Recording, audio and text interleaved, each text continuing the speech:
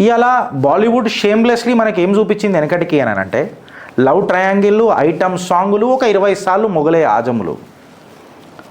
కాకపోతే రామాయణ, మహాభారతం, నరసింహ, పరశురామ ఇవన్నీ మర్చిపోయినరు. ఓఎస్, కాకపోతే ఒక్కటి మాత్రం గుర్తొచ్చింది, హే దిల్ హే ముషికిల్ అని చెప్పి పాకిస్తానీ యాక్టర్లు కూడా భారత్లోకి వచ్చుడు మొదలెట్టిండ్రు. వీడికి ఆగిపోయిందంటే వీడికి ఆగలే. బాలీవుడ్ అని అనేది ఉర్దూ వుడ్ లాగా ట్రాన్స్ఫార్మ్ అయిపోయింది. వాస్తవమా కాదా ఫ్రెండ్స్?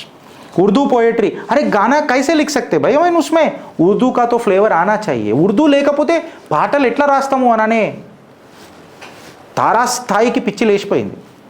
ఉర్దూ పోయట్రీ, బ్రేకప్ స్టోరీలు, హిందూ అమ్మాయిలు, ముస్లిం పోరలు, పాకిస్తాన్ నుంచి ఇంపోర్ట్ చేస్తున్న యాక్టర్లు ఏదో మన 140 కోట్ల జనాభాల ఎవడు యాక్టింగే తెలియనట్టు మన ఆస్థెటిక్ ఆస్థా, మన ఆస్థా మీద కరెక్ట్గా చెప్పాలనంటే దెబ్బ కొడుతూ ప్రతిసారి భగవద్గీతకు దూరంగా జస్ట్ గాలిబ్ గూగుల్ ట్రాన్స్లేషన్లకు దగ్గరగా బాక్స్ ఆఫీస్ ఫ్యూనరల్ బడ్జెట్ బాంబులు పేలుతుంటే ఇవాళ గుడ్ బై ఆదిపురుష్ 2023లో చెప్పింది Brahmastra good bye tata bye bye అని చెప్పిండ్రు.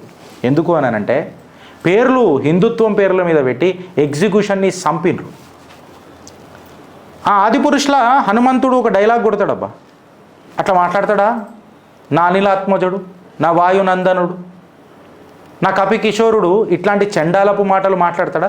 తేరే బాప్కా నౌకర్ నై హూ మే అని చెప్పి ఇట్లాంటి డైలాగులు పెడతారా?